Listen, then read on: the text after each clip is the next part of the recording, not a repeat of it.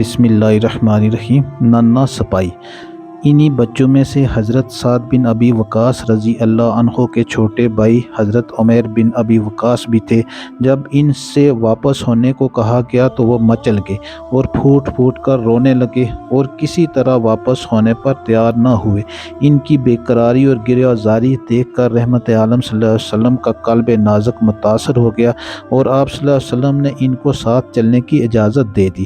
چنانچہ حضرت سعد بن ابی وقاص رضی اللہ عنہ نے اس ننھے سپاہی کے گلے میں بھی ایک تلوار مائل کر دی۔ مدینہ سے روانہ ہونے کے وقت نمازوں کے لیے حضرت ابن مکتوم رضی اللہ عنہ کو آپ صلی اللہ علیہ وسلم نے مسجد نبوی کا امام مقرر فرما دیا تھا، لیکن جب آپ صلی اللہ علیہ وسلم مقام روا میں پہنچے تو منافقین اور یہودیوں کی طرف سے کچھ خطرہ محسوس فرمایا۔